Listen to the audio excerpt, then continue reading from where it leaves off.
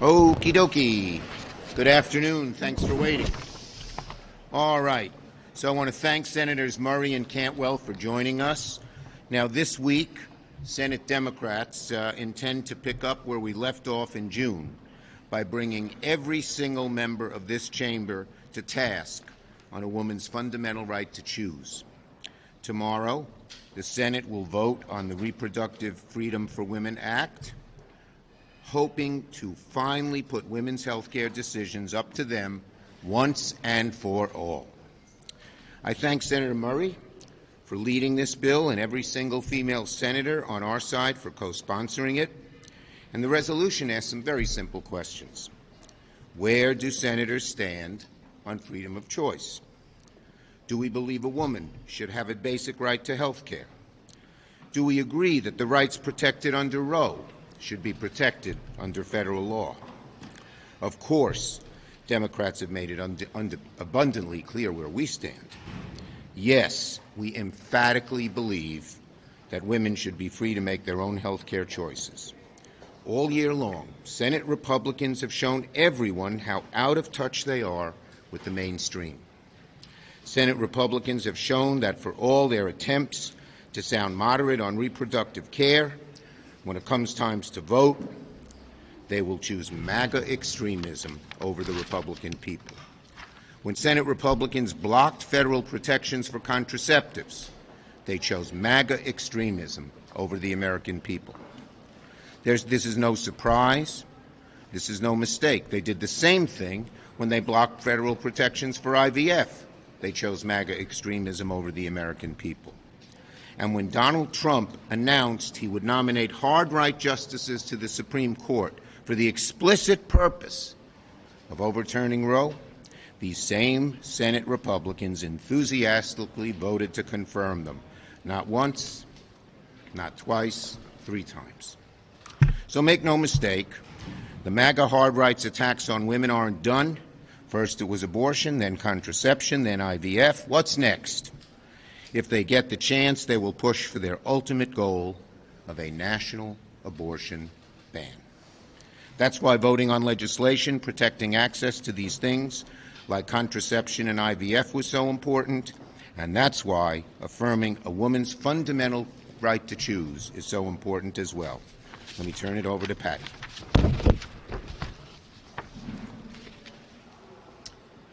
Well, Republicans are desperately trying to rewrite their abortion record. Donald Trump, a convicted felon and a liar, is trying to tell us he doesn't know anything about Project 2025, the playbook that was written by some of his top advisors. He may as well be saying he has no idea who named Trump Tower. We all know Donald Trump ended Roe v. Wade. We all know Republicans championed that for decades, and we know that Trump will absolutely ban abortion nationwide. Remember when he said he had no health care plan over and over again? And there was no plan, just a push to tear down the ACA and rip away coverage for millions. Pay attention to what they do, not what they say. And we have all seen the horrific fallout because of Donald Trump's actions. Women denied abortion care even when their health is at stake, forced to travel thousands of miles for care, and dragged through a pregnancy against their will.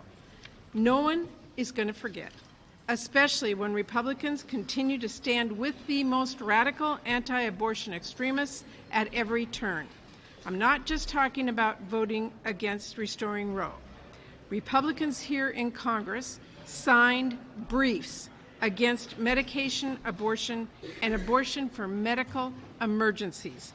They have supported extreme fetal personhood bills and opposed the right to birth control and IVF.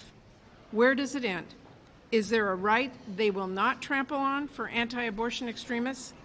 Today, we are going to see if we can protect a woman's right to cross state lines for health care, to protect a doctor's right to provide legal care to any patient that comes to them, again in states where abortion is legal, and ensure more health professionals can get critical training in comprehensive reproductive health care, which can save lives.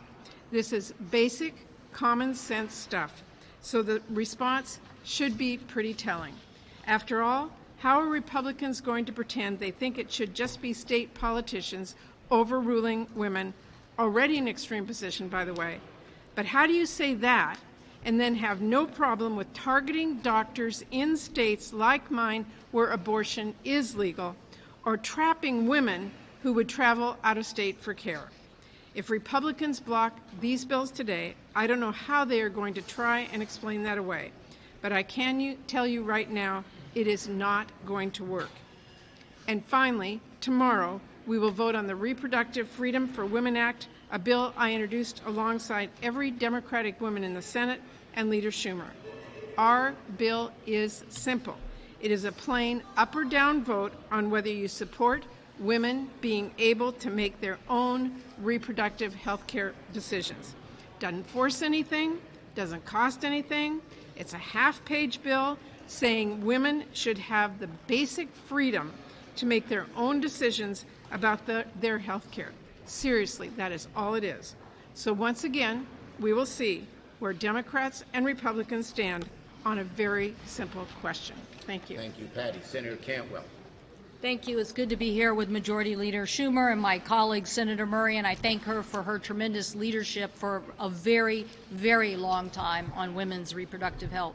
2 years after Dobbs, women are being denied emergency care and life-saving treatment. Hardships are being placed on women and families after they have to travel very long distances to get care, and our health care system, even in pro-choice states, are being strained. My office released a snapshot report on the 2-year Dobbs anniversary, and it found that one Idaho woman per week is being airlifted across the border just to get emergency abortion care. These are often women who desperately want to have children. They are experiencing a heartbreaking complication. They need an abortion to protect their life, their health, and their future fertility, and they are not getting that in Idaho. They're being airlifted out at one person a week. My snapshot report also highlighted that OB and GYNs are fleeing Idaho because how difficult it is for them to be effective at delivering care under this draconian law. Mark my words, even though President Trump said at the debate that the court fixed this, they didn't fix anything. It is creating deserts, it's pushing people across the border to our state, and it found even that from some of the providers there that Idaho rape survivors are being denied a Plan B pill to stop unwanted pregnancies. So the Washington-Idaho border is a microcosm of the havoc that these laws are wreaking on those states and even on pro-choice states. Tomorrow, the women senators will be releasing a report highlighting the devastating impacts of the Dobbs decision across the nation. At least 23 million women of reproductive age nationwide live in states with abortion bans. That's 23 million women who won't have access to care if they become pregnant and need to have an abortion. Donald Trump knows that denying health care to these women is a losing position.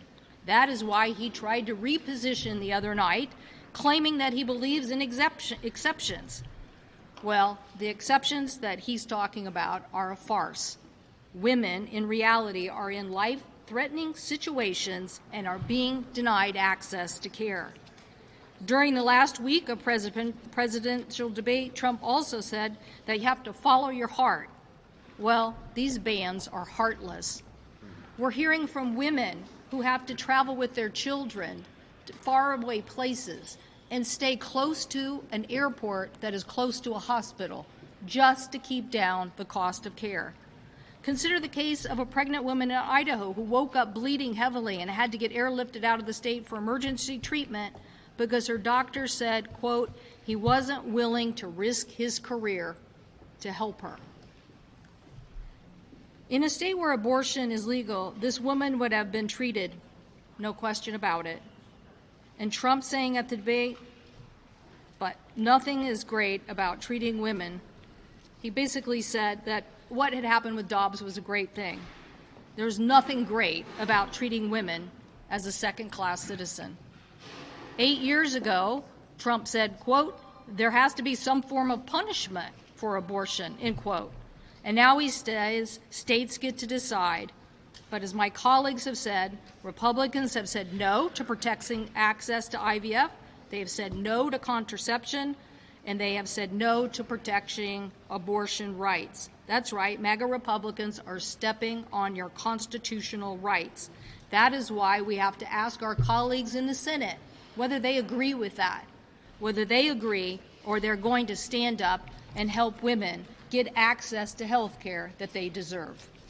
Great job. And tomorrow, Maria will issue her report on this issue, which I think is very important. I hope people will give it a look. Senator Schumer. No, I want to call on the woman first. Thank you, Leader Schumer. Talking about abortion. Sure. Are you confident that President Biden has what it takes to win in November and serve the next 4 years? As I've said before, I'm with Joe. Senator Yes. Schumer. Based on the differences of opinion in the Democratic Party about the president, his ability to serve 4 years, that there might be a challenge at the convention, and if there is there the ability to throw out the virtual nomination? As I've said before, I'm with Joe. Senator Schumer. Yes, no, don't yell. Way in the back, right there. I'm curious for your reaction to Senator Whitehouse and Senator Wyden's request that the Department of Justice appoint a special counsel to investigate Clarence Thomas. Is that something you'd support? Look, the bottom line is the Supreme Court is way off the deep end, and in so many different ways, as we've documented today.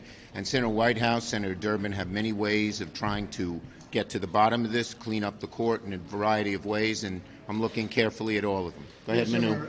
Senator Murray, who just left, made a statement last night saying that she believes that Biden needs to do more to demonstrate that he's strong enough to defeat Donald Trump, articulate a vision, and must seriously consider the best way to preserve his legacy.